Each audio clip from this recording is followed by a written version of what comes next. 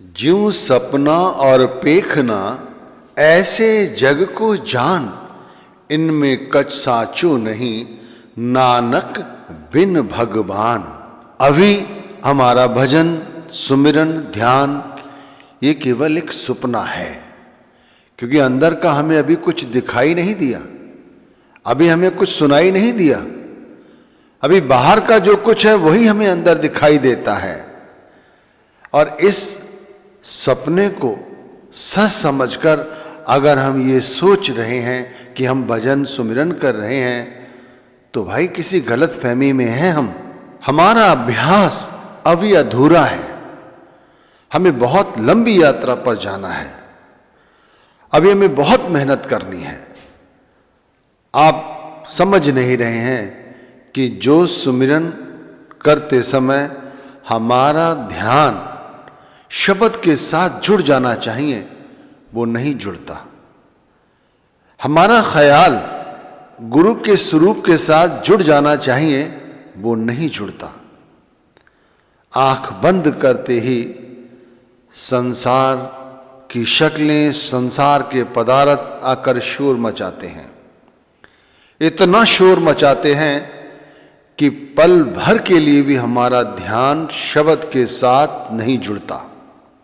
जब ख्याल ही नहीं टिका, हमें अंदर कुछ अनुभूति ही नहीं हुई, तो फिर शब्द की शक्ति कैसे प्राप्त होगी? शब्द की शक्ति प्राप्त करने के लिए हमें बहुत कुछ भूलने की आवश्यकता है। हम तो अपने आप को भी नहीं भूल पा रहे हैं। भाई सुमिरन करने बैठे, आंख बंद कर ली और सहजता से श्वासों को सामान्य करते हुए जब हमने नाम जप आरंभ किया, उससे पहले ही बहुत सारी बातें हमारे ध्यान में आ जाती हैं और हम उस ओर चले जाते हैं।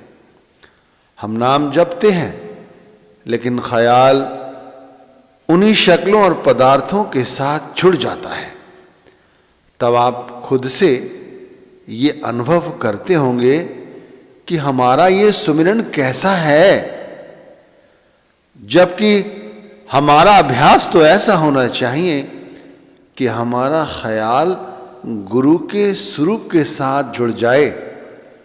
क्योंकि हम गुरु को परमात्मा का दर्जा देते हैं और गुरु के स्वरूप के सिवाय हमें कुछ भी याद नहीं रहे।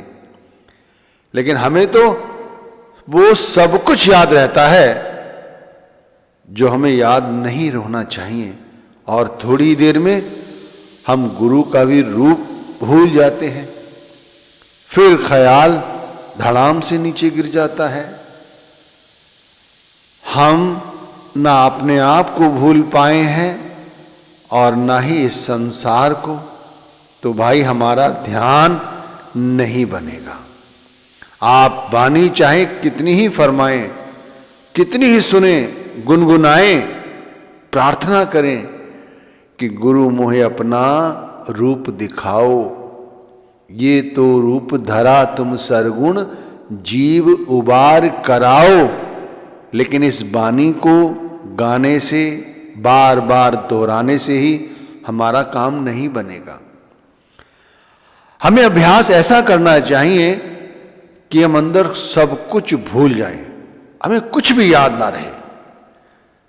हमारा ध्यान उस स्थिति तक पहुंच जाए जहां केवल गुरु हो, उनका शब्द हो और हमारा मन, हमारी आत्मा, हमारा चित्त हो। अब इसके लिए जैसे समझा रहा हूं आपको कि अपने दिमाग में जो कॉपियां हैं जिस पे हमने बहुत कुछ लिखा हुआ है, उन सबको कोरी कर दो। सुमिरन करने से साथ हमें सबसे पहले अपने आप को पूरी तरह से खाली करने की आवश्यकता है। जो कुछ है हमसे जुड़ा हुआ, पहले उसे भूलो। अपने ख्याल को शब्द से जोड़ने से पहले अपने आप को खुद से खाली करो। जो कुछ है वो परमात्मा का है, वो सब कुछ परमात्मा ले लेगा। हमारा और परमात्मा का है आत्मा। आत्मा परमात्मा का अनुभव तभी कर सकती है जब आत्मा स्वयं स्वतंत्र हो। परतंत्र हुई आत्मा, यानी जो आत्मा इंद्रियों और मन की कैद में है, वो शब्द का साक्षात्कार नहीं कर सकती। स्वतंत्र होने पर ही आत्मा शब्द के साथ जुड़ सकती है। मैं तो कहता हूं कि पहले सुमिरन करने से ध्यान करो। जितना ध्यान कर सकते हो उतना ध्यान करो। गुरु का ध्यान करो। गुरु परमात्मा है तो गुरु का ध्यान करो। गुरु की चेतन आंखों का ध्यान करो। अपनी आंखों का ध्यान करो। अपनी आंखों को गुरु की आंखों से मिलाओ कि हमारी आंखें गुरु की आंखों को देख रही हैं और कुछ शेष ना बचे। लक्ष्य केवल गुरु की आंखें हैं और कुछ नहीं। इधर उधर यदि कुछ ध्यान आता है तो उसे आने दें, उसे जाने दें। उसका पीछा करने की कोशिश ना करें। शांत हो जाएं। अपने मन को शांत करें। जब ध्यान करने बैठते हैं और हम साक्षी बन जाते हैं तो धीरे धीरे मन अपने आप उस ध्यान में उतरने लगता है। जब मन ध्यान में उतरता है तब कहते हैं जैसे मन बाहर के शक्लों पदार्थों में मस्त होता है, ऐसे ही उसे अंदर एक सुखद अनुभव होता है। और वो अनुभव बाहर के रंग तमाशों से कहीं अच्छा है। वो शांति देता है मन को। अशांत मन शांत हो जाए तो उसे क्या चाहिए। और जैसे जैसे मन शांत होता है वैसे वैसे हमारा ध्यान बनता चला जाता है। और जब ध्यान बनता है तब हमें गुरु का स्वरूप स्पष्ट नजर आता है। अब जब लक्ष्य सामने हो, गुरु का स्वरूप स्पष्ट दिखाई देने लगता हो, तो भाई सुमिरन बनेगा ही। बहुत अच्छा सुमिरन बनेगा। तब जैसे कहा है ना, ज्यों सुपना और पेखना, ऐसे जग को जान। ये गुरु तेग बहादुर साहिब जी ने कहा है कि ये जो कुछ अभी हम कर रहे हैं वो केवल सुपना है। उसे जान लो। जान लोगे और सही तरह से उस सपने को छोड़कर हकीकत में आओगे, तब पाओगे कि यहां बगैर परमात्मा के कुछ भी नहीं है। सारा संत मत परमात्मा का शब्द है और शब्द हम दिन रात जप रहे हैं। उसके बाद भी हमारी लिव शब्द के साथ नहीं जुड़ रही है, तो इसका मुख्य कारण है कि हमारे अंदर बहुत कुछ भरा हुआ है। 2.5 से 3 घंटे का अभ्यास करना, वो भी सही तरह से। जिसे आ गया, मैं कहता हूं उसने सब कुछ जान लिया। सब कुछ। 2.5 से 3 घंटे के लिए अपने आप को संसार से अलग करना बहुत बड़ी बात है। अभ्यास करोगे तब पाओगे। कितनी लड़ाई लड़नी है हमें। मन कितना जोर देता है, संसार से हमें अलग नहीं होने देता। लेकिन अगर एक बार ध्यान लगने लगा और ध्यान करने की विधि सीख गए तो ये हो जाएगा। वैसे ध्यान किसका करोगे, कैसे करोगे? बड़ा सरल है, खुद से ही शुरुआत करो।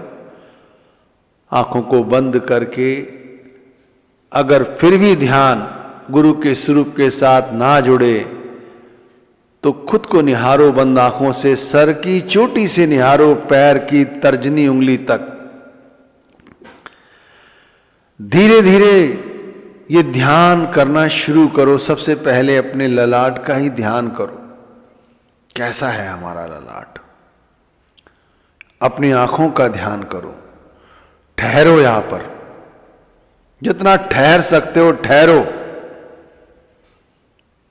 अंदर समझो कि आंखें क्या देख रही हैं, क्या देखना चाहती हैं। जो तुम्हारी आंखें देख रही हैं, देखना चाहती हैं, अभी हमारी वही हकीकत है।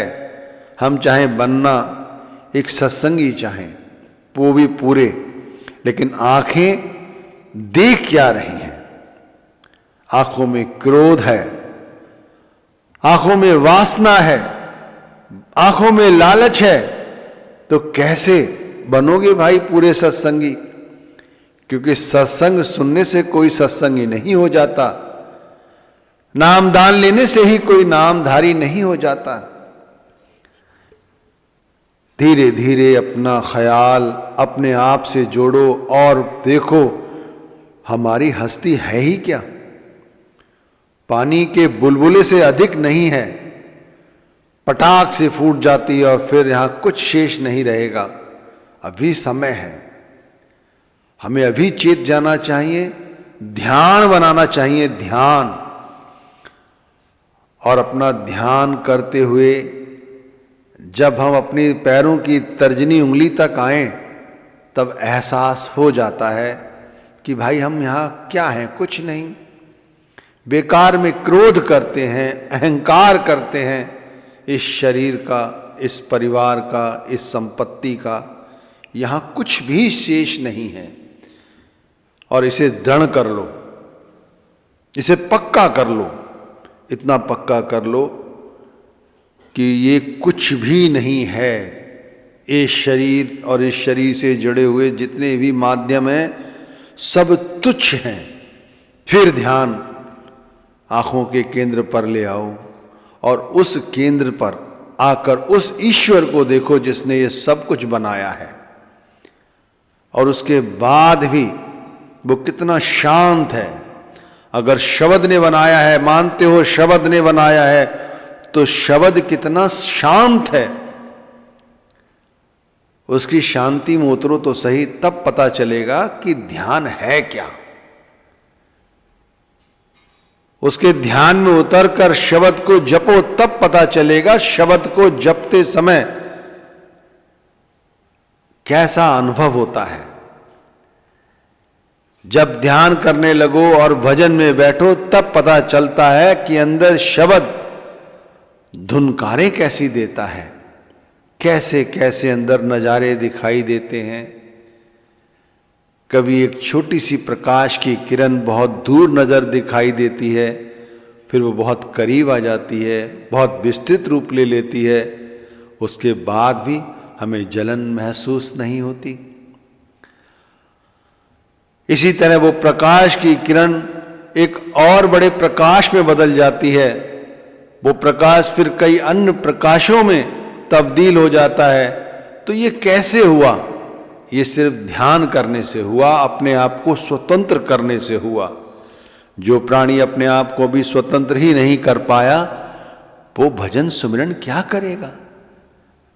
तो मैं आपसे यही कहूँगा कि हमें अधिक से अधिक अपने आप को भूलने का अभ्यास करना है और ध्यान करना है शब्द का, जिससे हम परमात्मा के नाम को जप सकें। संसार में रहते हुए संसार की माया से दूर रहें और उस मालिक का ध्यान करें।